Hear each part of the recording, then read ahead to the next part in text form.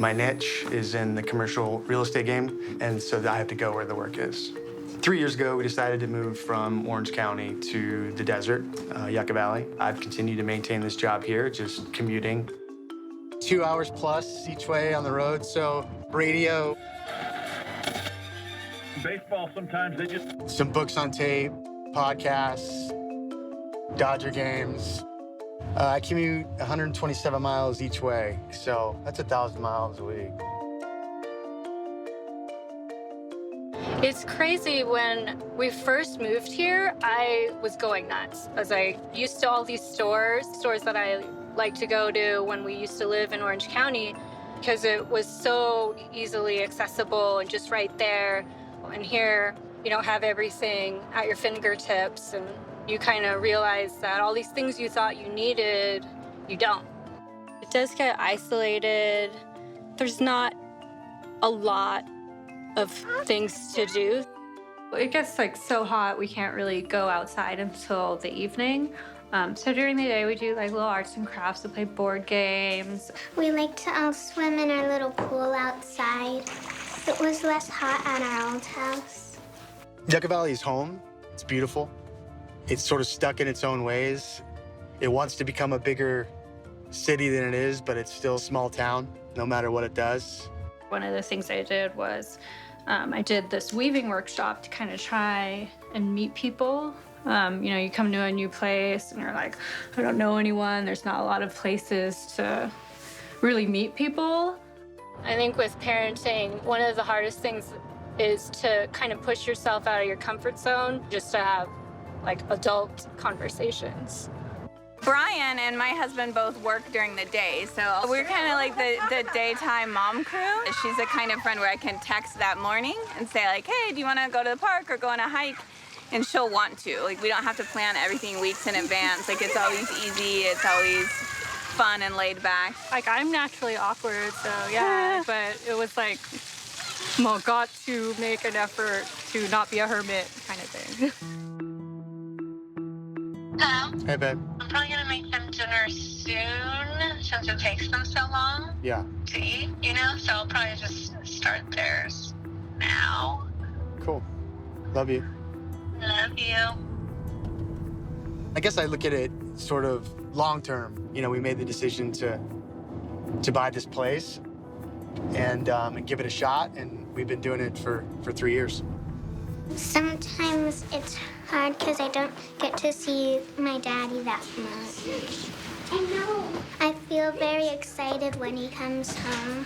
Hey! So it's a sacrifice, My kids can grow up where there's space and there's not light pollution and they can see stars and there's animals and we can own a home. You jump in, okay. Look how many stars there are. Oh, it's nice out here, huh? Why is it harder to see the stars in the city than here? Can you name the animals we have in our yard? Rabbits and squirrels and chipmunks. And what else? Rabbit poop.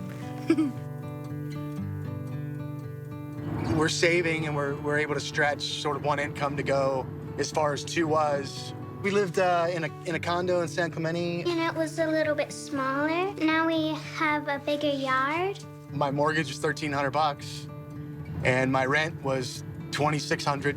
And then we both were working and we'd be paying for childcare. My job before was in retail. I was always trying to make more just to keep up with all of the finances, and here it's his is enough, Yeah, I think it's, having the freedom to have enough and have enough space to grow. Before, as both of us, our commute was an hour each way in separate directions. So if there was an emergency or neither of us could really be there, working so hard for the kids and then not really neither of us have that much time with them. So now I'm the one that actually handles the finances.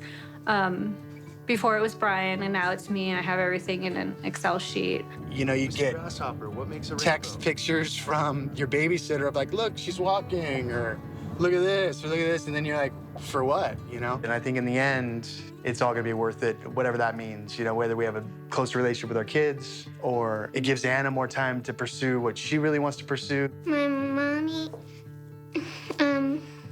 has a business.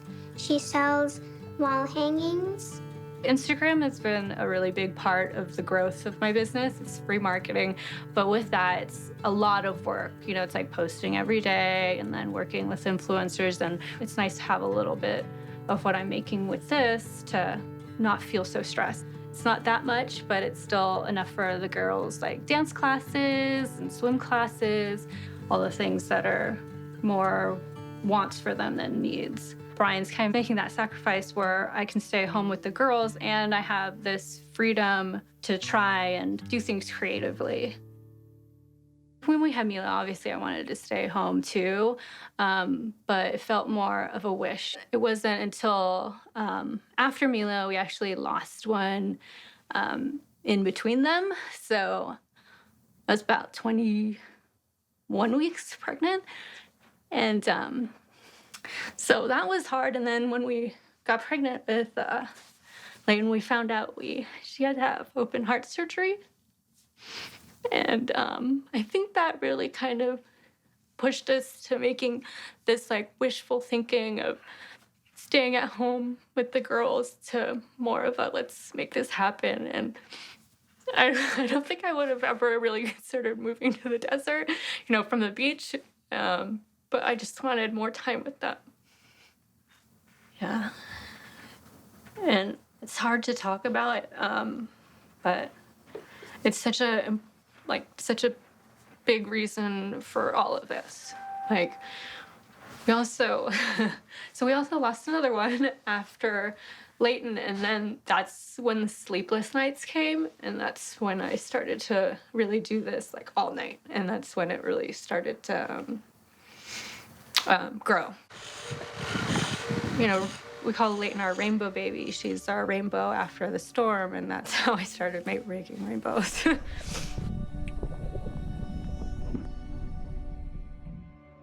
I definitely appreciate the days I have with them and just being able to be here and have time. Me and Brian, we always talk about it. It's like we didn't have time before, and here we have time with them. But I do. I didn't know if I wanted kids, and then we found out that we were gonna have Mila, and I was really nervous when I told Brian, and he was so happy. He wanted to tell everybody, I was happy to have him and then to be able to start this family together. This is the initial shock, so to speak, I guess, but it just immediately turned to, joy and responsibility and how am I going to make this successful and what are the steps I need to take to sort of prepare our lives to have a kid. He's just been such a great dad and a great husband. Yeah, so pretty much the schedule daily is, up at 3:30 a.m., out of the house by 4-ish.